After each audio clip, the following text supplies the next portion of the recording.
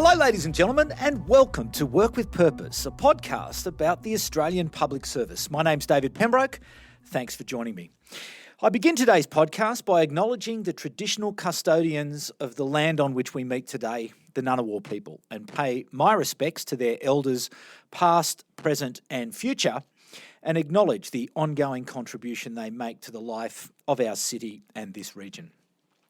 Studio 19 is back at IPA's ACT's headquarters in Canberra today with an all-star cast. And indeed, the event is being recorded on video. So if you would like to watch it later on and not just listen, you can do that. July is Innovation Month for the APS. Innovation Month has been a wonderful initiative since 2011. And it's all about celebrating the great creativity and imagination of Australian public servants. And it's not just here in Canberra, but public servants across Australia, and not only in the federal government, but in the states, territories, and indeed local councils. Of course, this year, like so many things in our lives, Innovation Month will be different because of COVID. But I did take a look at the Public Sector Innovation Network site a little earlier today, and there is plenty planned for and to look forward to. The Australian New Zealand School of Government, in partnership with the Centre for Public Impact, will be running a 6-part webinar series looking at topics including the reinvention of government and leading with humility. The OECD Observatory of Public Administration will host a conversation with Dr. Michael Schwager, the Director General of IP Australia, about the progress his organisation is making in improving their impact through innovation. And I do have first-hand experience of the work that Michael and his team are doing at IP Australia, and it is seriously impressive. So don't miss that. The Department of Industry, Science, Energy and Resources are co-hosting a session with Nesta on participatory futures, that's a difficult word, how we can be more inclusive and work together in the best interests of citizens. And there is a full list of all the awards for the much sought after Public Sector Innovation Awards. So jump onto the Public Sector Innovation Network site and check out everything that is on offer in Innovation Month. Today, we will explore the topic of innovation in the APS, but in the context of the ongoing challenges of dealing with COVID-19 and looking at it through the lens of industry, innovation, education and skills, and the importance of that work in helping Australians deal with the economic fallout of the pandemic. My guests today are the people with their hands on the steering wheel of the Australian government's industry, innovation, science, energy, skills, employment and education policy. Dr. Michelle Brunnages is the Secretary of the Department of Education, Skills and Employment, a position she has held since 2016. Michelle was born in the New South Wales town of Tumut, which is not far from here in Canberra, beginning her distinguished career in public service first as a primary school teacher before moving on to teach high school maths and computing in Sydney's western suburbs. Dr. Brunnages has led both the New South Wales and ACT government education departments and holds a PhD in education measurement from the University of New South Wales. Dr. Brunnages, welcome to Work with Purpose. Great to be here. David Fredericks is the Secretary of the Department of Industry, Science, Energy and Resources. David has a degree in law with first-class honours and a degree in economics from the University of Sydney. He practised as a barrister for 5 years before taking on one of those magical public service careers where he's worked as a Director of Economic Reform in the Solomon Islands. He's worked as an advisor in both state and federal ministerial offices, as well as serving in a range of senior roles in government portfolios, including the environment, Attorney Generals and finance. He joins me also in the studio. David, welcome to Work with Purpose. Thank you for having me. A regular feature of Work with Purpose are the questions of the IPA Future Leaders. And today we're joined live by one of our most prolific contributors, Dr. Steph McLennan, who works as an Antarctic geoscientist as part of the National Earth and Marine Observation Branch at Geoscience Australia. She'll be asking the questions live today. Steph, welcome to you. Great to be here, David. And as part of this opening of Innovation Month, as we smash the imaginary champagne bottle on the good ship Innovation as it slides into the water, we have Belle Hogg with us today, who will draw our conversation to create a static visual record of our conversation. So, Belle, to you, thank you for joining us today. A big, long introduction, but let's get to it. David Fredericks, I might just start with you because one of the insights from Work with Purpose that has, in fact, quite surprised me is just how closely industry and government work together in the interests of citizens, and particularly in a crisis. So just to start us off, can you describe that working relationship and how it has helped Australia manage the COVID-19 pandemic? Well, thank you for that. I mean, that is a very important question, and particularly, as you say, as we work our way into Innovation Month, because in many ways, innovation has been the hallmark of the relationship between government and industry through this pandemic period. And I'm actually extremely proud of the relationships that have been formed between my department and industry, but frankly, more importantly, between the individuals working in my department and industry. And that's been across a range of issues. I really just, at this stage, just call out two. Mm-hmm. So one is, I mean, obviously government has an expectation in a time of crisis that it receives the best possible intelligence it can about how a crisis is affecting industry and industry sectors. So the department, my department, went out of its way to set up a weekly forum with all of the representatives of the major sectors, very transparent, very open, very honest, sharing of understanding, sharing of intelligence about the real world impacts of the crisis on their business. And it became a crucial input into government decision making. So you can only get that crucial input if you have a relationship of trust and if you have a relationship of openness between institutions, but again, more importantly, between people. So were those relationships already in place, or did you have to spin them up pretty quickly? Both. So, of course, the industry department has always had enduring relationships with different parts of industry for which we're responsible. But the reality is the overwhelming impact of the COVID crisis across the breadth of industry with differential impacts on different parts of industry meant we needed to get more granular understandings about each of the various sectors. And so that meant to use your language, we had to spin up those relationships more quickly and more thoroughly and more regularly. And the interesting thing is, I mean, part of the learning for us out of it is those relationships now to us are precious. And the thing we'll want to guard against is kind of slipping away from those relationships because they are precious, they're a great source of intelligence.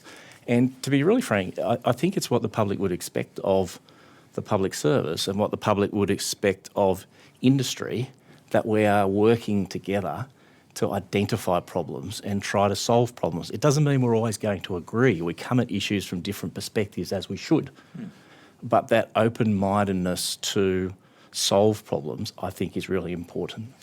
In an earlier episode of Work with Purpose, Elizabeth Kelly told a great story that part of your department had the responsibility for the medical stockpile and was pivoting some of the resources that you had in the department to find the companies to be able to produce the material. But she also made mention of the fact that from the earliest days you were getting ready for the economic fallout, the economic impact. Can you just give us a bit of an insight as to what you were thinking about to get ready, for what is coming? So that's again, I'll reach back to those relationships that we had with industry, and in a sense how they've matured as the nature of the crisis and its impact on Australia has changed. So what Liz was talking about there is the early days when our initial concern, our conversations were about the relative strength of those supply chains. And they were crucial. People can remember that there was strong concern about the potential lack of availability of face masks, of ventilators. And I was very proud of the department in going to work with the private sector, and I should say with other government departments. The DFAT were magnificent, Defence were magnificent in coming together to help secure those supply chains. So that was the crisis at that minute. But of course, as that issue was dealt with, the next concern that came onto the plate was the medium to long-term prospects of industry, given the implications of the economic shutdown. And so demand issues started to become important. And one of the things that I think has been one of the strengths of the relationship is we've been able to move our discussions with industry from discussions about the immediate, which was supply chain vulnerability, and we've now pushed through into medium to long-term issues about how government can potentially assist in dealing with problems for industry caused by the economic crisis and in particular demand issues going forward. So to answer your question, we were in a sense, those conversations about the medium to long term were germinated in discussions around their short term. And just give me just a quick example perhaps of something that is looking at those demand issues and the role that government can play working with industry to ensure that they can be underpinned, perhaps. Yeah.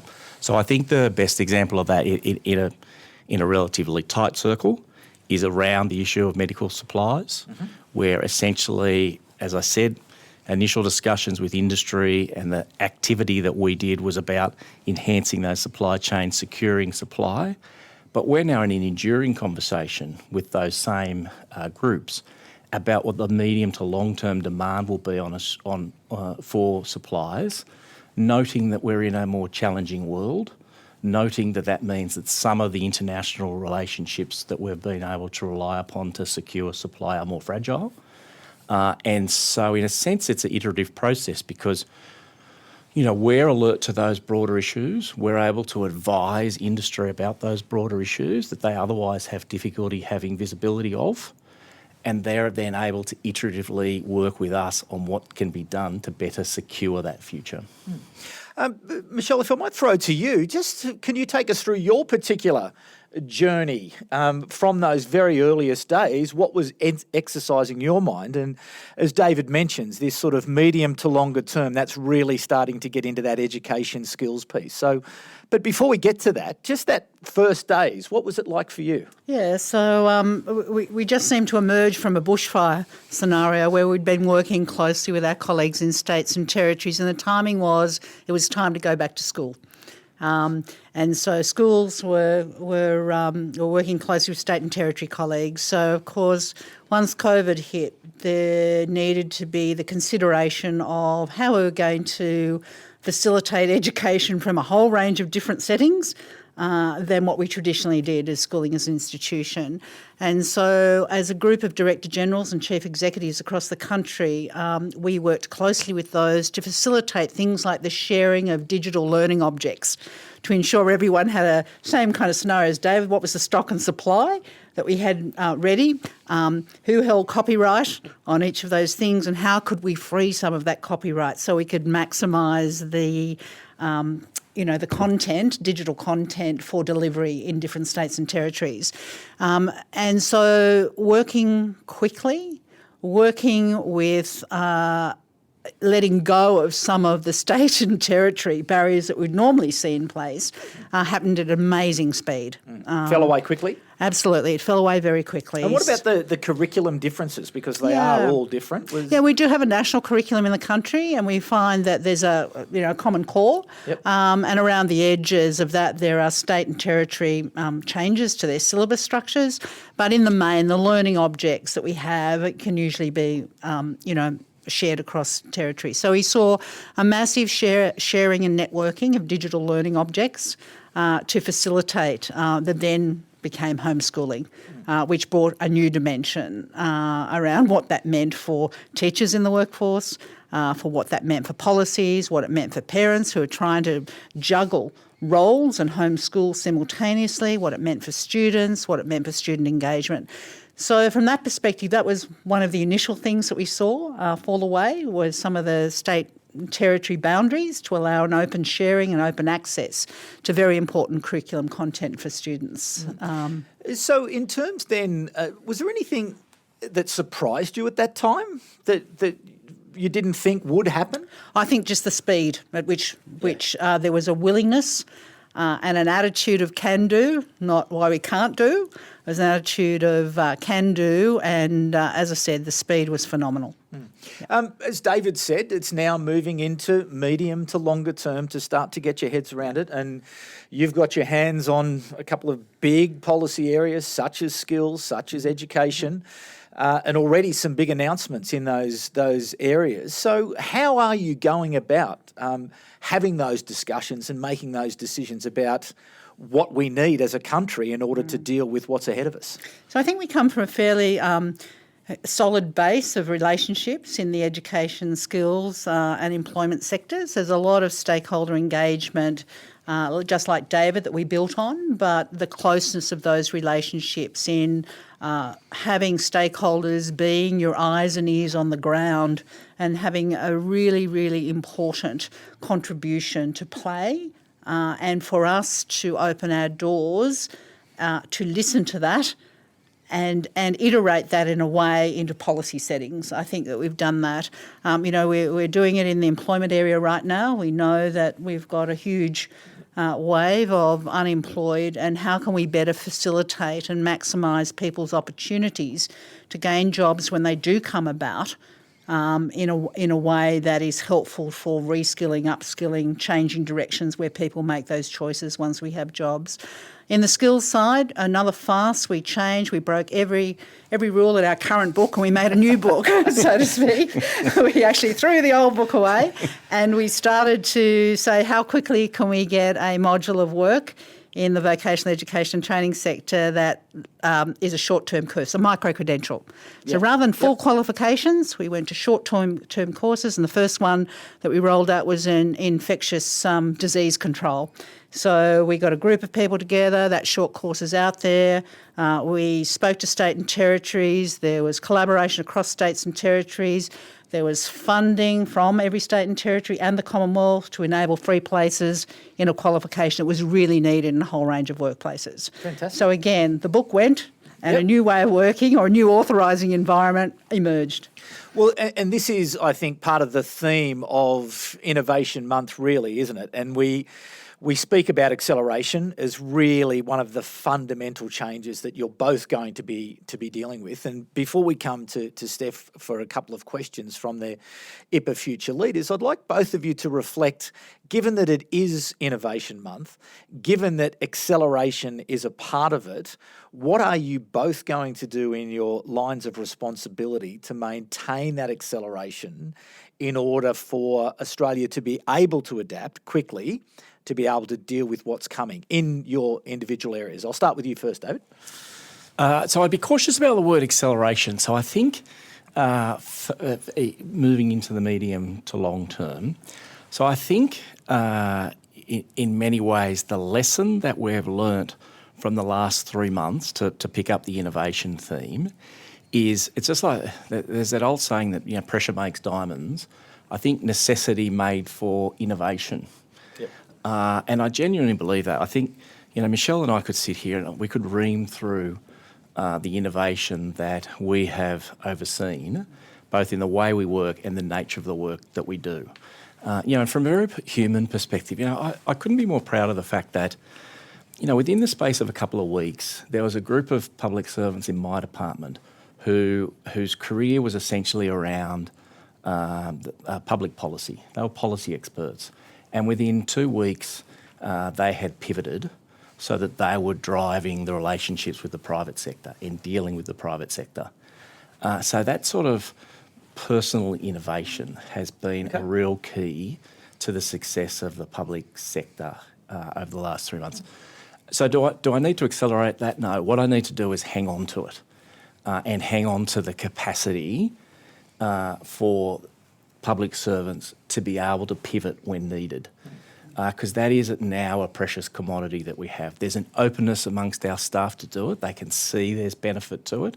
And to be perfectly frank, from my own perspective, there's a benefit because as the priorities of government change, I have a greater capacity to move highly intelligent, highly capable people in to meet those capabilities. So yes, we accelerated, but what we innovated as a consequence. In my view, it's a case of preserving that mentality to want to continue to innovate, and that's really what Innovation Month is about. How do you do that? So I'll be really honest with you. I'm a great believer that you can create a virtuous circle between collaboration and innovation. And in a way, that is what the Innovation Month is about. And it's actually what the Innovation Network is about. I don't have all the answers.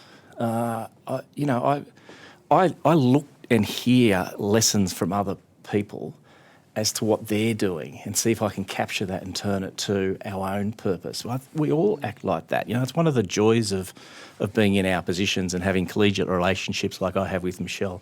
I can learn from her. So I have a greater capacity to innovate because I collaborate. But then when I innovate, that gives me a greater capacity to then collaborate because I have more to offer. And so there is a virtuous circle. That's the precious thing that we have to hold. And as I say, before we come to Steph, Michelle, on that. Yeah, I think, it's important that we don't lose what we've created in authorising environments and that people have a new level of comfort where they feel comfortable outside their last year's comfort zone. It was safe and secure. This is what I did every day. There was a scope and sequence to that work, and all of a sudden there wasn't. So the personal sense of fear of failure for some staff can be really high. Yep. It's you don't know, and therefore it's very important that the environment and culture of collaboration be at the fore, and that people get used to working in a different way, the way they approach problem. They team up, they team back. They shouldn't ever feel professionally isolated or personally isolated, to feel as though they've got the licence to innovate and come up with creative solutions in a way that is not in any form of a threat or risk aversion way. So I think, how we sustain that, sure, some of the work has been very late nights and extraordinary effort by a whole range of public service right across the APS. The question for me is, how do you take the good bits out and make it sustainable so every night's not like that? And how do you make it work so it works well and we hold the momentum going forward? Fantastic. Steph, over to you. Yeah, thanks, David. Probably a question to start with for you, Michelle, but David, I'd be interested in your thoughts as well. Over the last few months, we've seen a seismic shift in the way we work and the requirements of the future workforce going forward into the long term.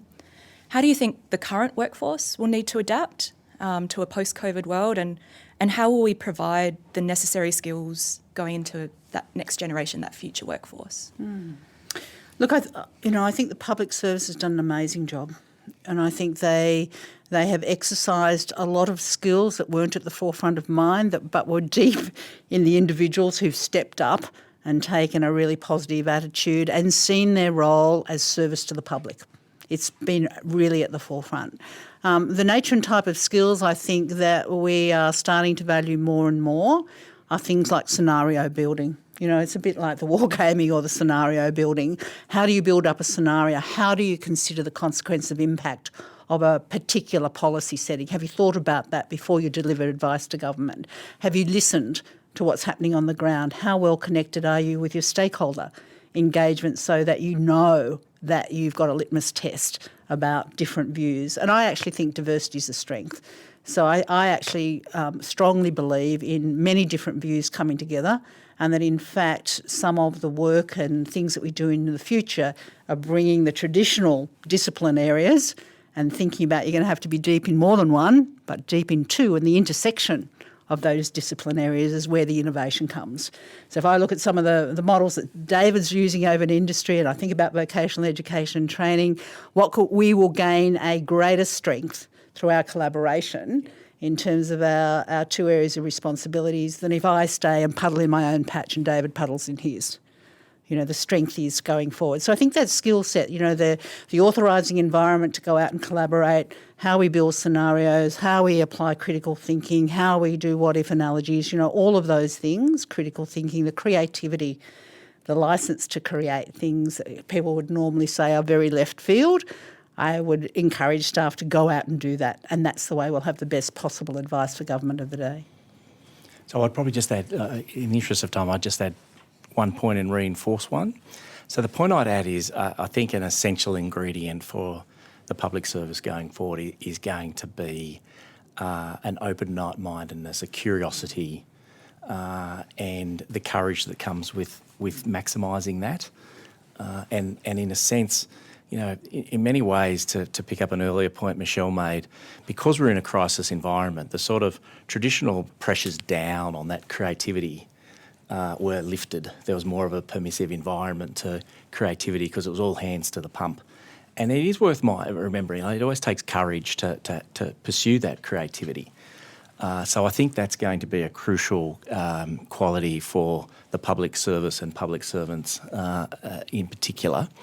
And then the point I'd reinforce that Michelle made, and I'd really enforce this really strongly, is that human capacity for public servants to be able to engage empathetically, proactively, open-mindedly with, I'm not going to use, stakeholders as a technical word, but what I mean is with colleagues in the public sector, with counterparts in the private sector. I often say to people, at the end of the day, I think success in the public service is you need to remember that public service is a people business. It's about relationships. It's about securing relationships, enduring relationships, and putting those relationships to work. And so for mine, it's actually something we've been discussing our department. We're very, very conscious in everything that I said about the role that our department plays, that we have a bit of a responsibility to ensure that our staff are properly skilled and equipped to be able to deal, for example, with the private sector. Sometimes in a very difficult commercial or quasi-commercial negotiation. And that's at the edge of public service craft as a public servant, to be dealing with the intricacies of a negotiation with the private sector.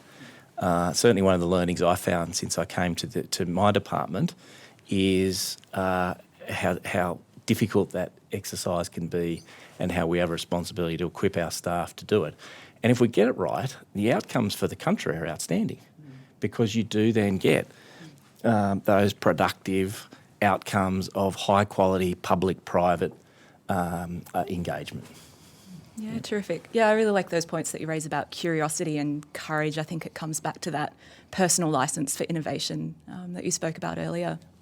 Another question from the committee that Peter Shergold last year said in an address to the Public Sector Innovation Conference that he's noticed a chasm between the energy and ambition of leaders wanting to drive innovation and the day-to-day reality of the public sector workplace. So in your views, how can leaders bridge that divide, and what role do you think aspiring and future leaders have to play in that? I think every person has a leadership role. I think sometimes you lead from the middle. You don't always lead from the top. You lead from the middle. You engender a distributed leadership. You never want to become person dependent with anything that you're doing. You want to be able to have people step up, step out in a way that acknowledges the particular talents and skills that they have. And so I think, part of what I said before was about the culture, the way in which we work, how we set clear expectations and how we set up opportunities for staff to interact and provide that authorising environment for them to do that. That'll engender a leadership change that pervades the whole organisation. And as I said, individuals will come to places where their tolerance for risk or their sense of personal courage, personal resilience, and how you look at that and create the environment that everyone is aware of the human decency that underpins that interaction and is able to move individuals forward so that they can contribute to the organisation. So I have a view that, every public servant has a leadership role. in their areas of responsibility. And my job as secretary of my area is to reach out to other departments, David, and engender a way of working that encourages all those great talents and skills to come forward. And we lead from the middle, from the bottom, from the top. Yeah, I can't really add much to that other to reinforce. It is interesting in this discussion, the two of us just keep coming back to that permission environment.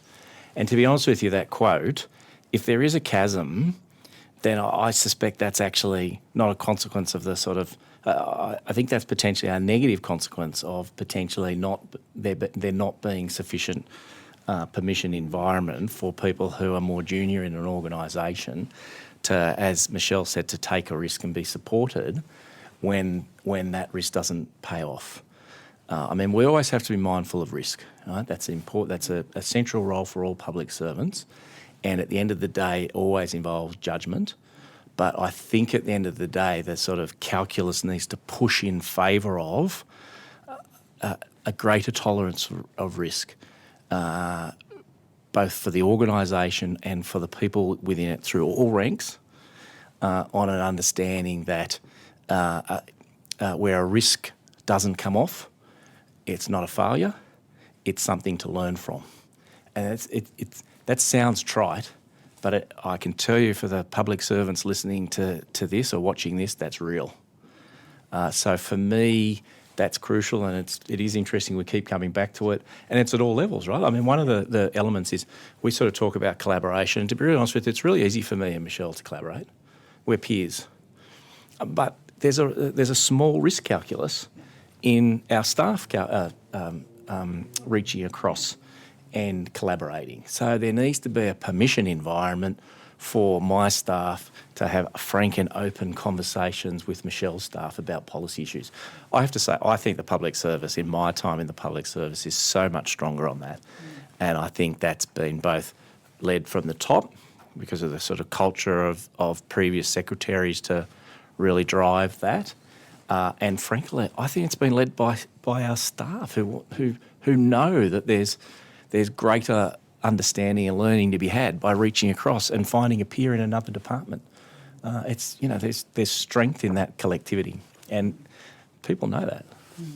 People have got to be, comfortable in their own stride. I always say to my staff, it's something I say all the time, whenever you interact with someone during the day, you don't know what they've come from and you don't know what they're going home to. So the interactions that you have in the workplace are actually fundamental to the level of comfort and the capacity for you to do your very best, and the decencies of interaction and reaching out in the relationships, as David said earlier, are fundamental. If we don't have that, people don't feel comfortable. They feel as though they have to do this or they become more risk averse. And so I think for us to actually set that example, in some ways lead by example, but to ensure that we never ever forget that in the workplace or at home or on a video link or in a Zoom conference, wherever we are, the nature of the interaction is fundamental. And that trust that David spoke of, I think in your very first response to the question, is fundamental. What's the professional trust? And where's that threshold? Yeah, terrific. Thank you both very much. Thank you very much, Steph. And if I might just ask a question, I know we're speaking across and down, but what about up and, through this period? What changes have there been in terms of your interactions with ministers and ministerial officers? Yeah, I think it has grown in intensity. I'd have to say that intensity. I mean, taking the advice and constant conversations that, given that the government is under pressure, there's a need for us to provide advice to ministers in a very fast and rapid way. And so in some places that meant to verbal advice very quickly, where, there were meetings called that our ministers had to attend. I think it's been a really good, I think for me, I have 3 ministers. So for me in that piece of architecture, it has meant making sure that you balance their needs and understand the pressure that they're under and be able to provide the best possible support. So I think it's worked very well. Okay. It's worked very well. And your experience, David? It's the same. I think I think the great strength of, I think the great strength of the crisis is, the Prime Minister called it a Team Australia moment. Well, for the relationships between ministers and departments in their entirety, it was a Team Australia moment. I've certainly felt that the work that my department has done has been very well respected. It's been very well listened to. Appropriate credit, if you like, to the staff who have done it has been given. It's very respectful. And in a sense, that's very empowering.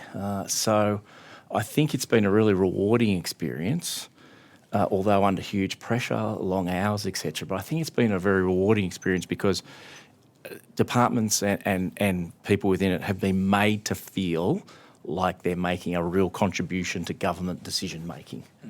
And I have to say for myself, I kind of went out of my way to make sure I reinforced to staff that their advice was being listened to and taken into account, because in a sense you create a virtuous circle, and that redoubles the commitment and the thoughtfulness about that. So as I say, I couldn't be more content, if you like, about where the relationship has ended.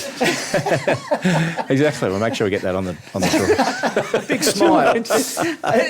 A final question. A final question to both of you, and I do want to return to the theme of innovation and Innovation Month.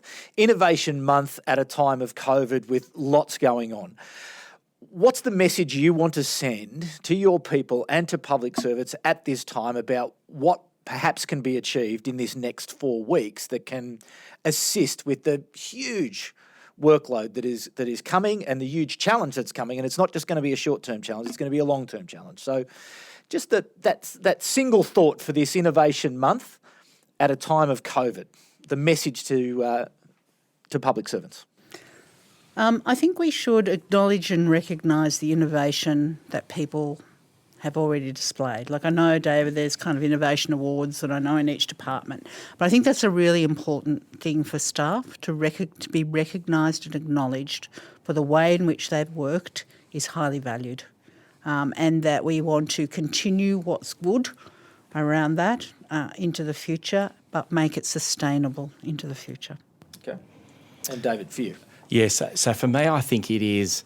I want to bottle and keep for all time an understanding amongst all of us of the power of collective work together, of reaching across to our colleagues in that very open and transparent way, and understanding that there's strength in that relationship, which will endure into the foreseeable future. And in a sense, as government consideration moves inevitably, as you said, over the next 4 weeks or 6 weeks, from that shorter term perspective to the medium to longer term perspective, and understanding that those relationships and that collectivity will be just as powerful as we shift into the medium to long term as it was in dealing with the short term.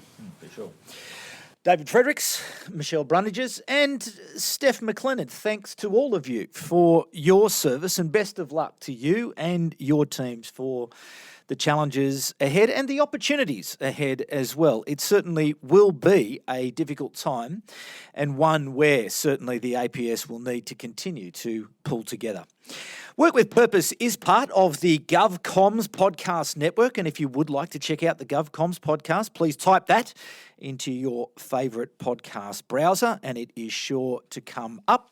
And if you do happen to come across our social media promotion for this episode of Work with Purpose, please pass it along by sharing, and if you're feeling particularly generous and moved, a rating or a review of the program will help us to be discovered.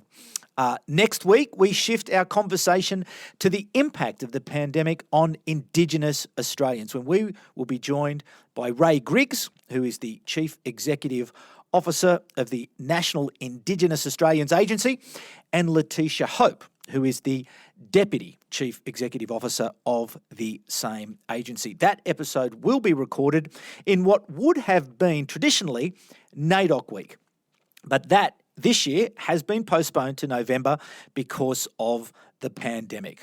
The episode will air on Monday, the 6th of July. Thanks again to IPA and to the Australian Public Service Commission for their ongoing support, and thanks to you, the audience, for coming back once again, and thanks to my guests for such a wonderful conversation today. But that's it for now. We'll be back at the same time next week, but for the moment, it's bye for now. Work with Purpose is a production of Content Group in partnership with the Institute of Public Administration Australia and with the support of the Australian Public Service Commission.